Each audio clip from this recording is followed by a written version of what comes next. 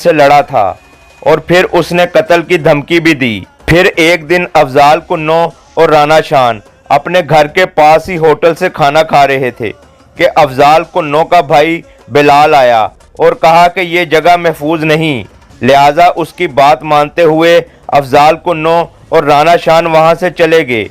कुछ देर बाद बिलाल अपने 1 साला बेटे की दवाई लेने मेडिकल स्टोर आया। रास्ते में अहमद फरंगी से सामना हुआ। उसने राना शान का पूछा तो इन दोनों में फिर तलकलामी हो गई, जिस पर अहमद फरंगी ने अफजाल कुन्नो के बड़े भाई बिलाल, जो कि अहमद फरंगी का बचपन का दोस्त और क्लास फेलो भी था, उस पर अंधाधुंध फायरिंग कर दी, जिसकी जद में आकर बिलाल और जवेद उर्फ भोलू को गोलियां लग गईं। बिलाल मौके पर ही दम तोड़ गया, जबकि जवेद उर्फ भोलू को अस्पताल पहुंचाया गया, मगर तकरीबन 3 माह बाद जख्मों की ताब ना लाते हुए वो भी चल बसा। जवेद उर्फ भोलू बिलाल के सामने वाले घर में रहता था और अपने वालिदैन का अकलौता बेटा था, जबकि 2 छोटी बहनें भी थीं।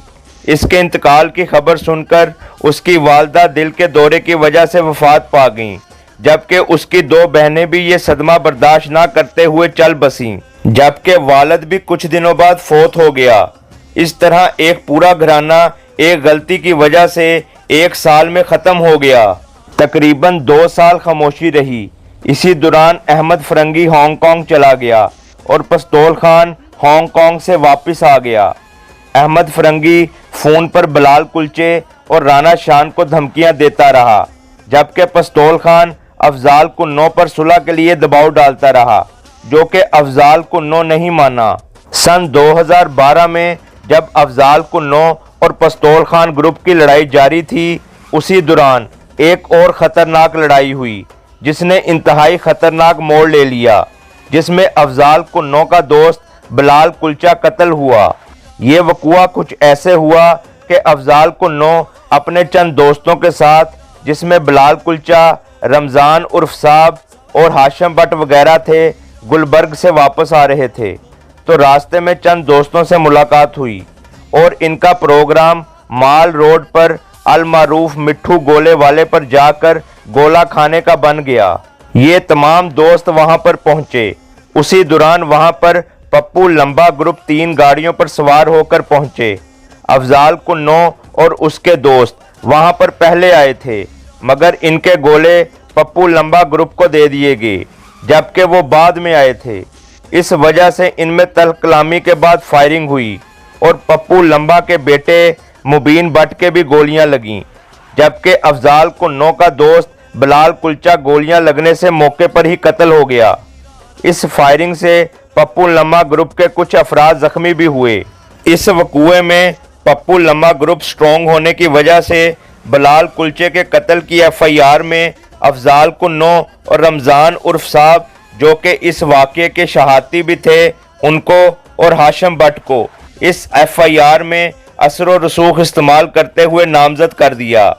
बिलाल कुलचा के चलीसवें पर अफजाल कुन्नो उसके घर गया, जो कि पस्तौल खान के घर के सामने था।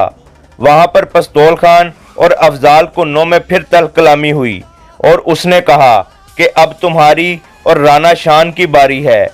इस वक़ूए के बाद पप्पू लम्बा ग्रुप और पस्तौल खान ग्रुप अफजाल कुन्नो के खिलाफ दुश्मनी की बिना पर इकट्ठे हो गए। इसके बाद अफजाल कुन्नो सन 2013 में मलेशिया चला गया और बिलाल कुलचे की वालदा से पस्तौल खान ने पप्पू लम्मा ग्रुप की सुलह करवा दी, मगर बिलाल कुलचे की वालदा उसके सदमे की वजह से कुछ अरसे बाद इंतकाल कर गईं, जबकि बिलाल कुलचे की दुनिया में तन्हा रह जाने वाली एक बहन ने खुदकुशी कर ली। इसके बाद अफजाल कुन्नो ग्रुप सन 2013 में ही अपनी इंतकामी कार्रवाइयों का आगाज करता है और अपने मुखालिफ 2 ग्रुपों के सरगना पप्पू लम्मा को मार रोड बुंदू खान होटल के बाहर फायरिंग से कत्ल कर देता है। कुछ दिन बाद पस्तौल खान को भी अफजाल कुन्नो ग्रुप ने मिस्री शाह के इलाके में कत्ल कर दिया।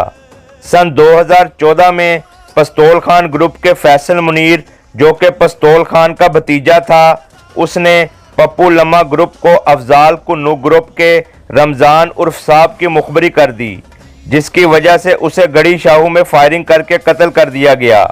फिर पस्तौल खान ग्रुप ने اسد گجر جو کہ نومی گجر کا بھائی تھا اور